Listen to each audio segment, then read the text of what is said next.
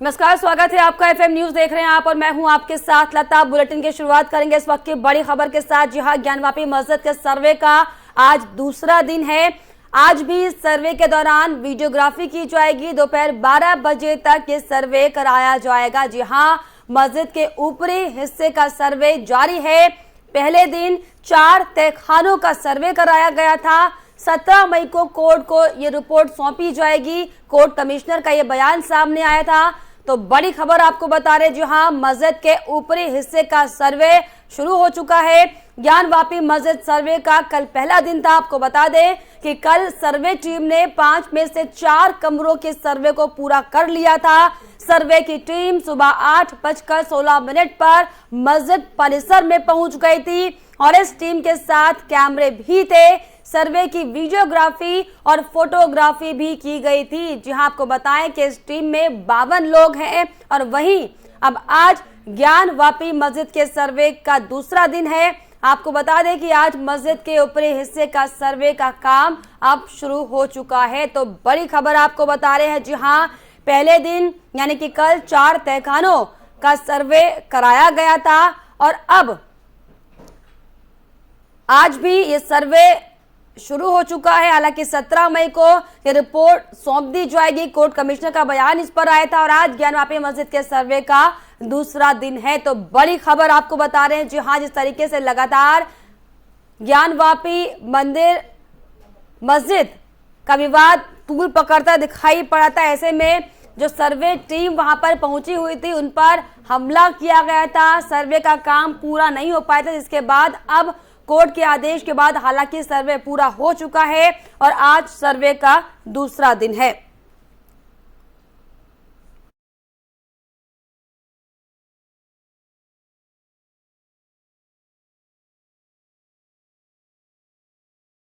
खास जानकारी के लिए वाराणसी से हमारे सहयोगी राम सुंदर जुड़ गए। जी राम सुंदर, आज सर्वे का दूसरा दिन है। हालांकि कल सर्वे हुआ था और अब आज ऊपरी हिस्से का सर्वे होना है, क्या कुछ जानकारी?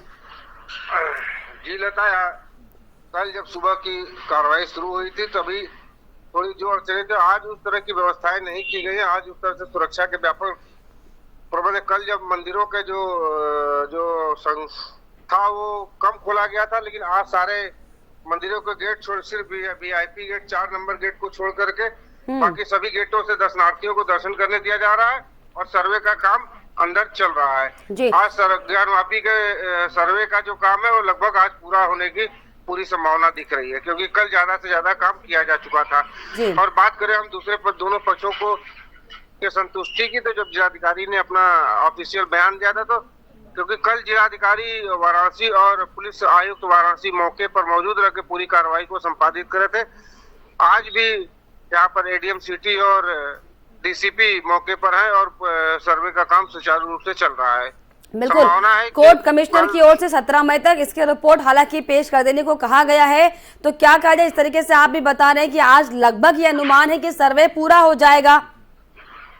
जी बिल्कुल, अब कोर्ट कमिश्नर 17 तारीख तक है, ऐसा डेडलाइन है कि 17 तारीख को ही करेंगे। 17 तारीख तक कर सकते हैं, तो उसके पहले भी रिपोर्ट अगर सर्वे की कार्रवाई कोर्ट कमिश्नर की कार्रवाई हो जाती है तो कोर्ट कमिश्नर अपनी रिपोर्ट न्यायालय को गोपनीय रिपोर्ट दे सकते हैं। जी, तो क्या कहा जाए, किस तरह का माहौल आज भी दिखाई पड़ रहा है वहां पर? क्योंकि जिस तरीके से हमने देखा था, तस्वीरें सामने आई थी, हंगामे की तस्वीरें थी, लेकिन अब आज हालांकि दूसरा दिन है। कल शांतिपूर्वक पहला सर्वे किया गया था। अब सुरक्षा के लिहाज से क्या कुछ इंतजाम वहां पर किए गए हैं? देखिए, कल यहाँ 1500 से ज्यादा सुरक्षा कर्मी लगाए गए थे, जिसमें पीएससी, वाराणसी पुलिस और सीआरपीएफ के जवान थे।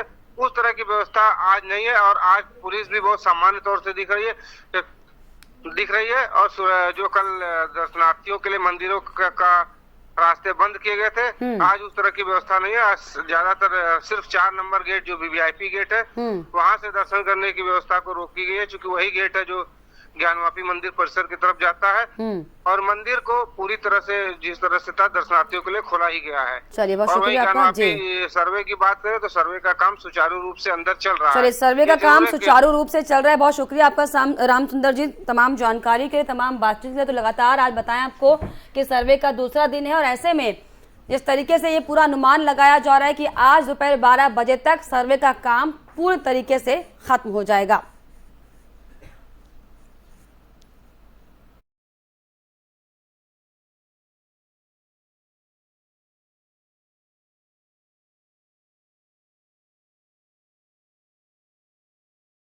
चलो आगे बढ़ेंगे एक और बड़ी खबर की ओर। जहां मुंडका आग कांड में अब तक 31 लोगों की मौत हो चुकी है और आज भी एनडीआरएफ की टीम का सर्च अभियान जारी है। आपको बताएं कि उत्तरी निगम के आयुक्त ने 48 घंटे में जांच पूरी करने के निर्देश दिए हैं। आरोपी हरीश गोयल और वरुण गोयल पुलिस रिमांड पर है। 14 दिन की न्यायिक हिरासत में उन्हें भेजा गया है। तो बड़ी खबर आपको बता रहे हैं जी हाँ, किस तरीके से दिल्ली के मुंडका इलाके में आपको बताएं कि बिल्डिंग में भीषण आग लग गई थी, जिसमें साफ तौर पर 31 जिंदगियां तबाह हो गई। हालांकि इसकी जांच लगातार की जा रही है कि कैसे इतना बड़ा अग्निकांड हुआ जिसमें 31 लोगों की मौत हो गई है। सर्च ऑपरेशन की टीम लगातार जारी है। लगातार आज भी एनडीआरएफ की टीमें सर्च अभियान में जुटी हुई हैं।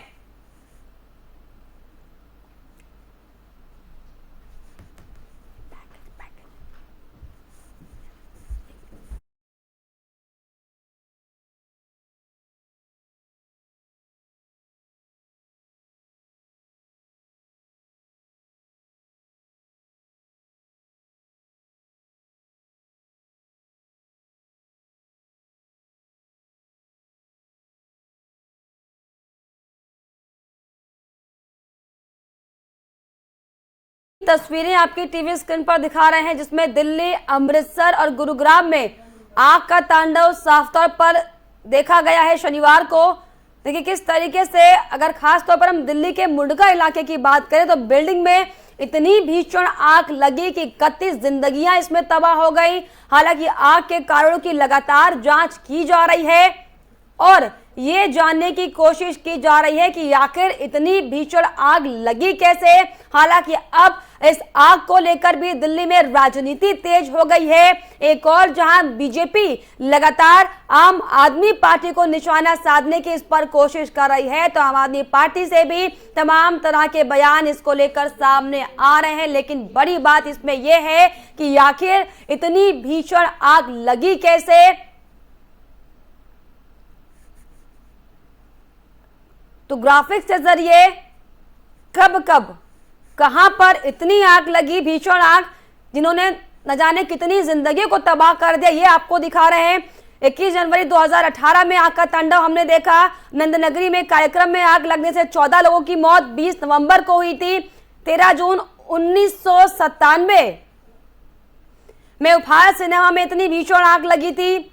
13 मई 2022 मुंडका सीसीटीवी फैक्ट्री में आग लगने से हालांकि पहले 27 लोगों की मौत हुई थी, लेकिन अब यह आंकड़ा बढ़ चुका है और अब इसमें 31 लोगों की मौत हो चुकी है। करोल बाग के अर्पित होटल में भी आग लगने से 17 लोगों की जान चली गई थी। 21 जनवरी 2018 को बवाना में आग लगी थी। तमाम तस्वीरें कब कब अग्निकांड में भारी नुकसान हुआ है, ये दरअसल ग्राफिक्स के जरिए आपको बताने की कोशिश कर रहे हैं कि कब कब इतने बड़े आग के तांडव में सबसे ज्यादा संख्या में लोगों की मौत हुई है। ये तस्वीरें आपको दरअसल ग्राफिक्स के जरिए आंकड़ों के साथ दिखाने की कोशिश कर रहे हैं।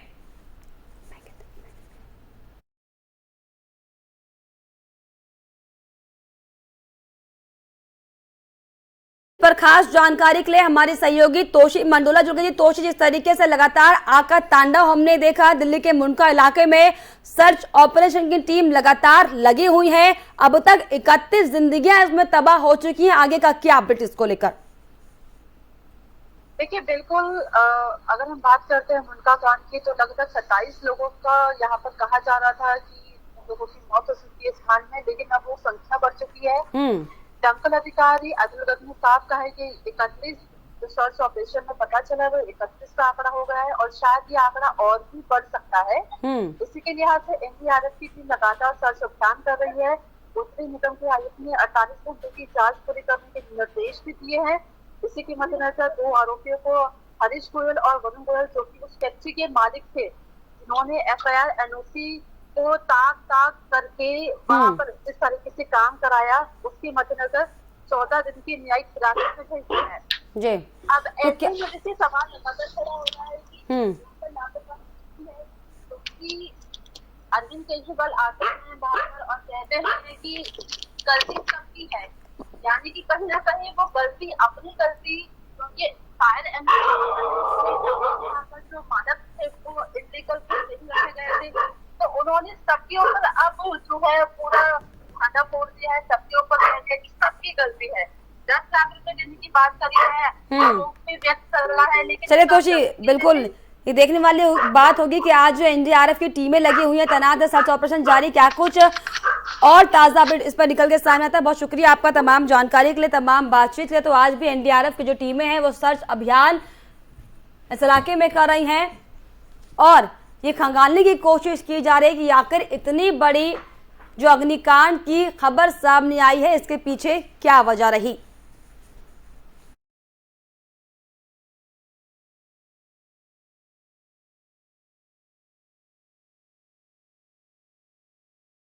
चलो आगे बढ़ेंगे एक और बड़ी खबर की ओर। जी हां, उद्धव ठाकरे ने राज ठाकरे को अब मुन्ना भाई बताया है। उद्धव ठाकरे का बीजेपी पर हमला भी सामने आया है। बीजेपी के साथ गठबंधन में 25 साल बर्बाद, ये उद्धव ठाकरे ने कहा।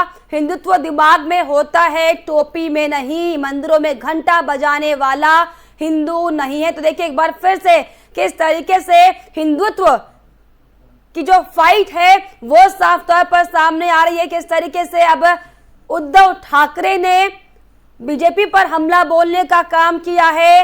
ये कहा है कि मंदिरों में घंटी बजाने वाला हिंदू नहीं होता। इसके अलावा उद्धव ठाकरे ने राज ठाकरे को मुन्ना भाई बताया है। जी हां, उद्धव ठाकरे का बीजेपी पर भी हमला सामने आया है।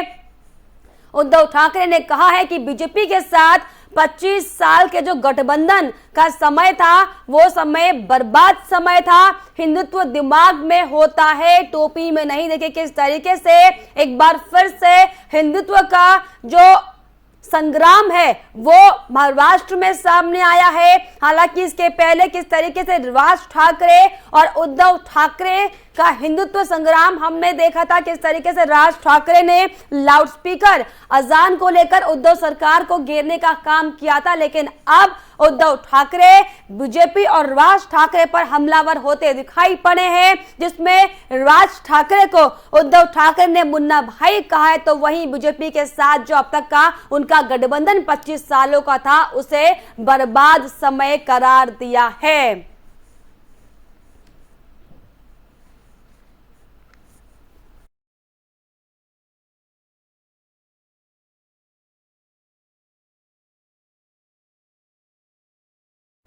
आगे बढ़ी एक और बड़ी खबर की ओर। जी हां, भोपाल दौरे पर है केंद्रीय मंत्री स्मृति ईरानी। सीहोर में आयोजित महिला मोर्चा के कार्यक्रम में होंगी शामिल। जी हां, आपको बताएं कि इसके अलावा जो स्मृति ईरानी है लगातार एक्टिव मोड पर दिखाई पड़ रही हैं और आज इसी कड़ी में सीहोर में आयोजित महिला मोर्चा के कार्यक्रम में स्मृति ईरानी शामिल होने वाली हैं। केंद्रीय मंत्री स्मृति ईरानी का आज भोपाल दौरा है। आपको बताते चलें कि स्मृति ईरानी भोपाल एयरपोर्ट पर पहुंच चुकी हैं, जिसके बाद स्मृति 11 बजे करीब महिला मोर्चा की राष्ट्रीय प्रशिक्षण शिविर में हिस्सा लेंगे। इसके बाद मंत्री ईरानी 5 बजे करीब राजभवन पहुंचकर राज्यपाल मंगू भाई पटेल और 5:30 बजे करीब मुख्यमंत्री निवास में मुख्यमंत्री शिवराज सिंह चौहान से मुलाकात करेंगे। जिसके बाद स्मृति ईरानी शाम 7 बजे भोपाल से दिल्ली के लिए रवाना होंगी। तो बड़ी खबर आपको बता रहे हैं, जहां स्मृति ईरानी आज भोपाल के दौरे पर हैं, जहां पर सीहोर में आयोजित महिला मोर्चा कार्यक्रम में स्मृति ईरानी हिस्सा लेने वाली हैं।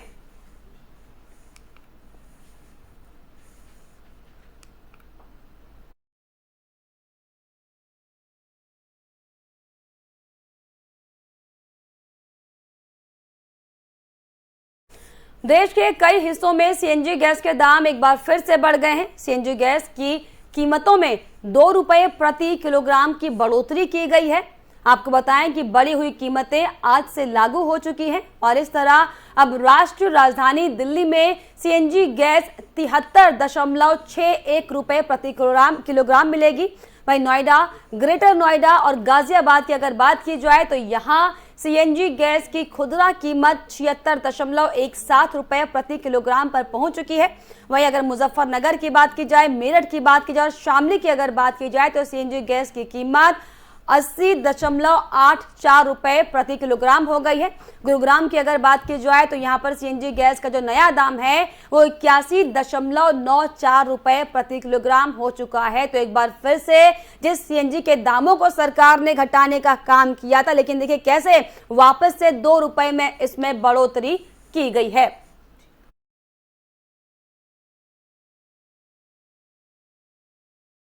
इस पर खास जानकारी के लिए दिल्ली से हमारे सहयोगी अजीत जुड़ गए। जी अजीत, हालांकि पिछले दिनों हमने देखा था कि सीएनजी के दामों को घटाया गया था, लेकिन फिर से 2 रुपए बढ़ा दिया गया है, क्या कुछ जानकारी? बताना चाहूंगा, जिस तरीके से लगातार महंगाई की मार पड़ती जा रही है, अभी हाल ही में एलपीजी सिलेंडर के दाम बढ़ाए गए थे, उसके बाद अब एक बार फिर से सीएनजी के दाम बढ़ा दिए गए हैं। कहीं ना कहीं ये जो सारा का सारा है, जो आम जनता पर ये महंगाई का बोझ पड़ रहा है। अगर मैं ताजा रेट की बात करूं तो आज से ताजा रेट में 2 रुपए का सीएनजी के दाम में इजाफा हुआ है। जिसके बाद अगर राजधानी दिल्ली की बात करूं तो राजधानी दिल्ली में अब जो सीएनजी अब ये 73 रुपए 61 पैसे की लोगों को मिलेगी। यानी कहीं ना कहीं जो महंगाई की जो बोझ है वो आम जनता पर पड़ रहा है, जिसका खामियाजा लोगों की जेब से जरूर पड़ेगा। जी लता जी बिल्कुल, जो लगातार जो महंगाई है वो चरम पर पहुंच रही है। हालांकि अगर दिल्ली की खासतौर पर बात करें तो क्या कुछ माहौल आप देख पा रहे हैं कि सड़कों में जो महंगाई का मार है, लोगों में किस तरह का गुस्सा दिखाई पड़ रहा है? क्या कुछ लोगों की इस पर प्रतिक्रियाएं देख पा रहे हैं आप? जी बिल्कुल, अगर मैं लोगों की बात करूं तो कहीं ना कहीं लोगों में निराशा है, क्योंकि उन्हें उम्मीद थी कि अब कम से कम जिस तरीके से पिछले कुछ समय से रेटों में कोई खास इजाफा नहीं होता, तो उन्हें उम्मीद थी कि अब उन्हें इस तरह का कोई ऐसी खबर नहीं मिलेगी। लेकिन कहीं ना कहीं स्थानीय लोगों, जो आम लोग हैं जो सीएनजी के जो गाड़ियां चलाते हैं, उनको एक बार फिर से निराशा मिली है। कहीं ना कहीं उन्हें एक बार फिर से दुख हो रहा है कि लगातार जो दाम बढ़ रहे हैं, क्योंकि शायद आपको बता दूं कि इससे पहले भी दिल्ली में ऑटो टैक्सी चालकों ने सिर्फ और सिर्फ इसी वजह से अगर मैं बात करूं तो प्रदर्शन भी किया था और सीएनजी के दामों में गिरावट की अपील की थी, लेकिन उनका उस प्रदर्शन का कोई खास असर देखने को नहीं मिला। लिहाजा एक बार फिर से रेट बढ़े तो कहीं ना कहीं उनको भी एक बार फिर से जरूर निराशा है। जी बिल्कुल, वाकई जितने भी सीएनजी जो वाहन चालक है उन्हें ये बड़ा झटका लगा है, क्योंकि एक बार फिर से 2 रुपए की बढ़ोतरी सीएनजी में की गई है। बहुत शुक्रिया आपका जी तमाम जानकारी के लिए, तमाम बातचीत के लिए। तो लगातार जिस तरीके से सीएनजी के दामों में बढ़ोतरी और घटाने का जो सिलसिला जारी है, इसी कड़ी में देखिए किस तरीके से जनता को एक बार फिर से महंगाई का झटका उसको लेकर लगा है, क्योंकि 2 रुपए की बढ़ोतरी सीएनजी के दामों में की गई है।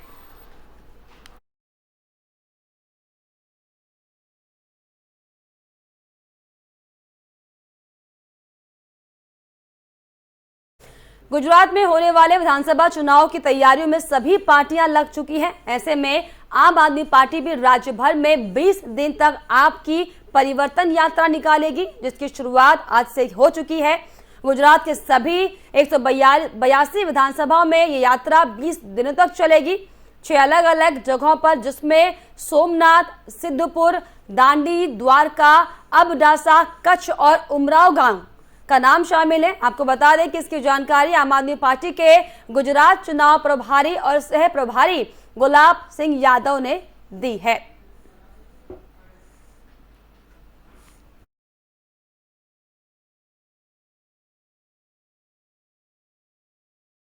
चलो आगे बढ़ेंगे बड़ी खबर की ओर, जहां पीएम नरेंद्र मोदी का लखनऊ दौरा है और 16 मई को आपको बताएं कि पीएम नरेंद्र मोदी लखनऊ दौरे पर रहने वाले हैं।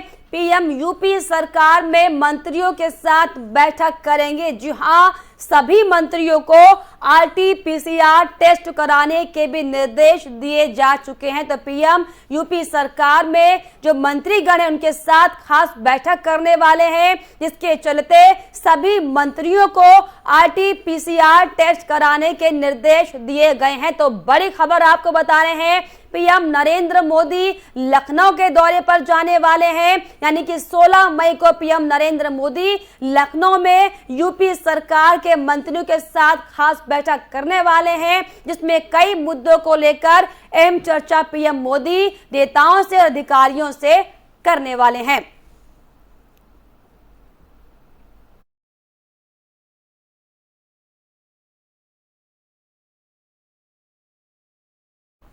वहीं आपको बताएं कि इसके पहले राजनाथ सिंह भी बीते दिन लखनऊ पहुंचे थे। आपको बताएं कि राजनाथ सिंह 2 दिवसीय दौरे पर लखनऊ पहुंचे हैं और उनके लखनऊ दौरे का आज आखिरी दिन है।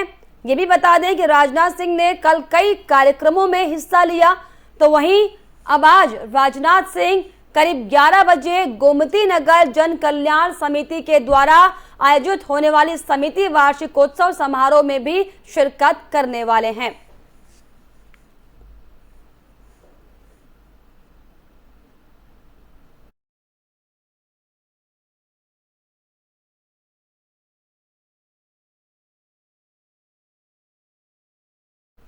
वहीं मुख्यमंत्री योगी आदित्यनाथ 3 दिवसीय दौरे पर गोरखपुर में हैं, जहां पर आज सीएम योगी गोरखपुर औद्योगिक विकास प्राधिकरण के 143 करोड़ की परियोजनाओं का लोकार्पण और शिलान्यास करेंगे।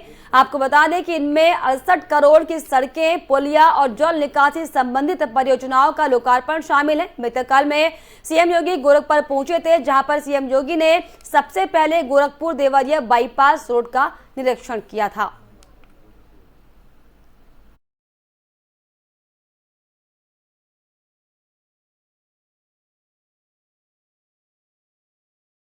चलो आगे बढ़ेंगे बड़ी खबर की ओर, जहां कैरिबियाई देशों के दौरे पर राष्ट्रपति रामनाथ कोविंद 15 से 21 मई तक 2 कैरिबियाई देशों के दौरे पर रहने वाले हैं। विदेश मंत्रालय ने इसकी जानकारी दी है। तो बड़ी खबर आपको बता रहे हैं, जी हां, राष्ट्रपति रामनाथ कोविंद अपनी पत्नी सविता कोविंद के साथ आज से 21 मई तक जमैका और सेंट विंसेंट एंड ग्रेनेडाइंस के 7 दिवसीय यात्रा पर जाएंगे। इसके साथ ही राष्ट्रपति कोविंद भारत के ऐसे पहले राष्ट्राध्यक्ष बन गए हैं जो इन देशों की यात्रा कर रहे हैं। राष्ट्रपति जमैका कि संसद के दोनों सदनों की संयुक्त बैठक को भी यहां पर वो संबोधित करेंगे। इसके अलावा विदेश मंत्रालय के मुताबिक ये इन तीनों देशों में किसी भारतीय राष्ट्रीय अध्यक्ष की पहली यात्रा होगी। विदेश मंत्रालय के बयान में कहा गया है कि राष्ट्रपति रामनाथ कोविंद 15 से 18 मई तक जमैका में रहेंगे। इस दौरान वो अपने समकक्ष जमैका के governor general sir Patrick Allen के साथ प्रतिनिधिमंडल स्तर की वार्ता भी करने वाले हैं। राष्ट्रपति कोविंद वहां के प्रधानमंत्री एंड्रयू होलनेस और अन्य गणमान्य व्यक्तियों से भी मुलाकात करने वाले हैं।